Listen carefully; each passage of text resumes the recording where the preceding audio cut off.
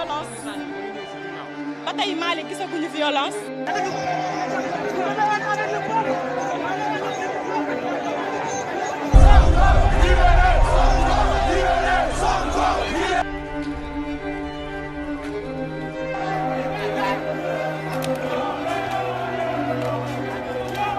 Le 3 mars dernier, après l'arrestation du principal opposant politique au pouvoir, Ousmane Sonko, le Sénégal a connu une série de manifestations qui sont amplifiées au fil du temps.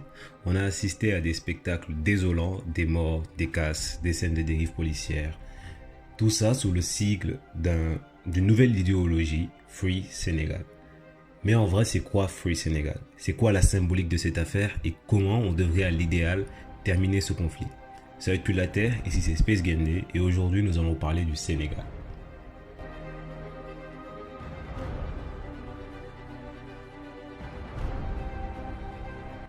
Qui est Ousmane Sonko? Avant d'entrer dans le vif du sujet, penchons-nous sur la personne d'Ousmane Sonko. Âgé de 46 ans, il est le président du parti PASTEF Les Patriotes et la dernière figure majeure de l'opposition depuis qu'Idrissa Seck s'est rangé du côté du pouvoir.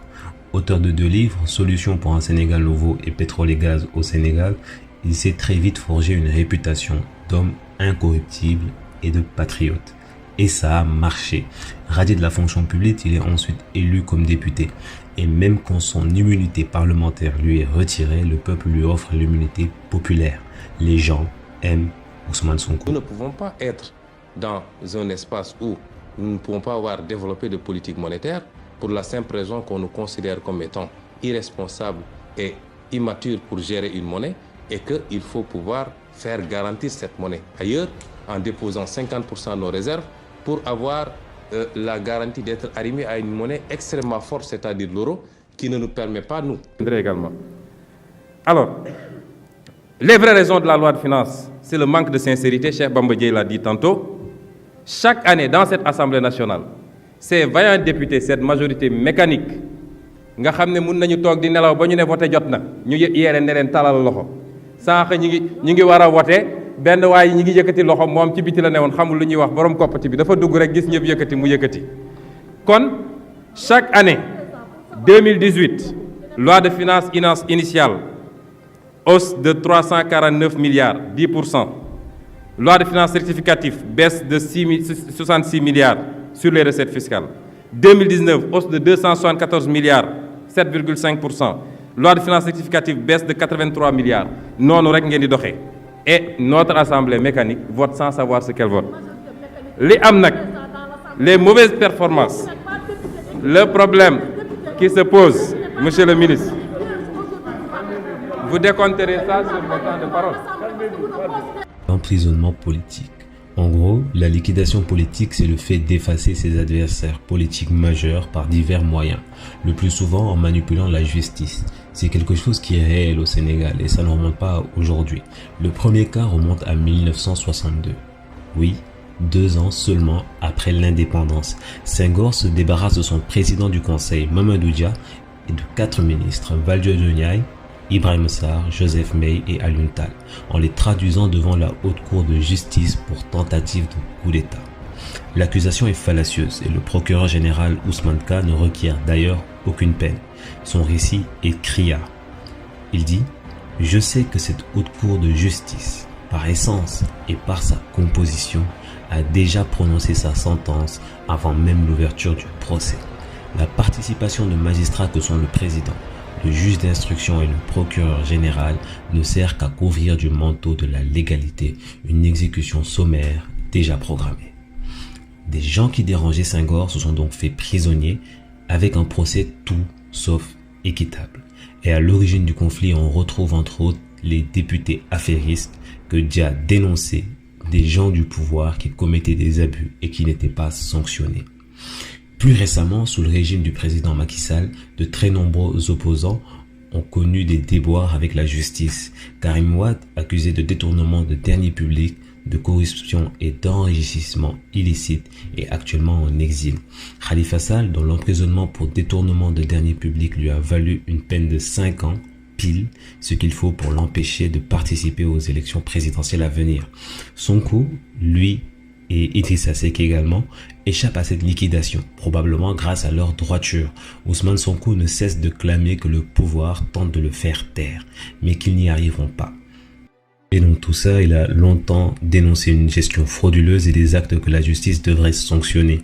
Mais comme ils sont reprochés à des gens du pouvoir, ça ne passe pas. Des opposants, ceux qui le gênent dans sa politique, ceux qui sont considérés comme l'opposition radicale. Est-ce à dire que pour vous, Ousmane Sonko est victime de la même manœuvre politico-judiciaire que Karim Wade ou que Khalifa Sall ? Oui, on peut dire cela parce qu'on a vu des responsables politiques qui ont été victimes justement parce qu'ils ont annoncé leur ambition de se présenter aux élections présidentielles et cela donc avec instrumentalisation de la justice parce qu'ici il y a un problème de séparation du pouvoir. C'est des hommes qui sont très proches du pouvoir ou de la majorité qui sont plus ou moins épargnés et compte tenu que les autres sont victimes justement de leur gouvernance, il y a une justice à deux vitesses. Celle qui concerne des hommes politiques proches du pouvoir qui sont épargnés et celle qui concerne les leaders qui ont été traqués, emprisonnés, etc.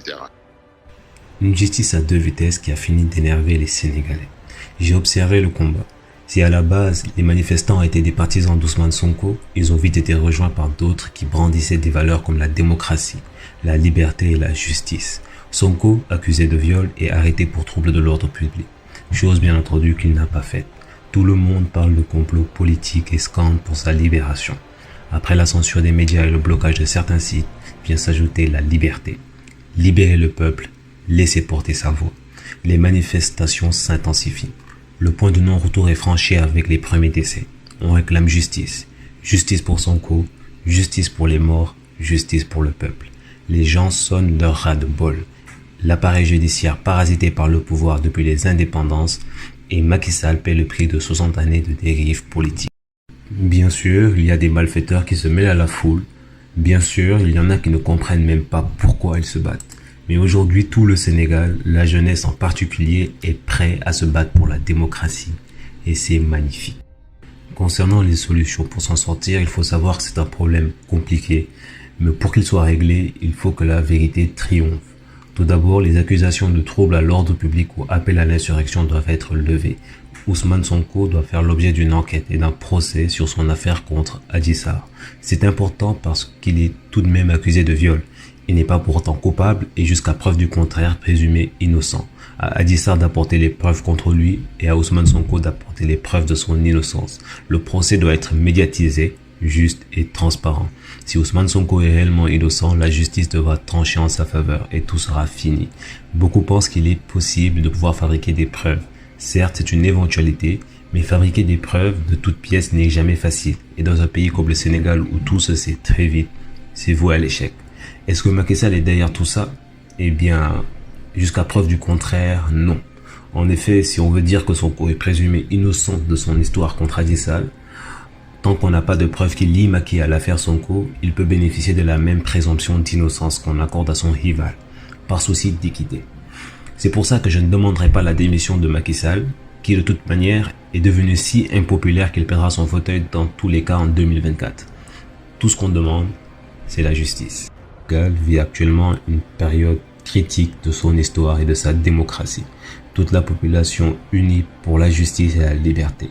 Après cette crise, il va falloir revoir la façon de faire, réformer l'appareil judiciaire pour que le pouvoir n'interfère plus jamais, mener un vrai combat pour arrêter la corruption dans ce pays. Nous sommes tous frères et qu'on soit manifestants ou membres des forces de l'ordre, nous œuvrons tous pour un seul but, celui de servir le Sénégal. Merci à tous les manifestants pacifiques, aux relayeurs d'informations sur Internet et aux célébrités qui portent le combat. Dieu bénisse les Sénégalais, Dieu bénisse le Sénégal. Portez-vous bien et salut de la terre.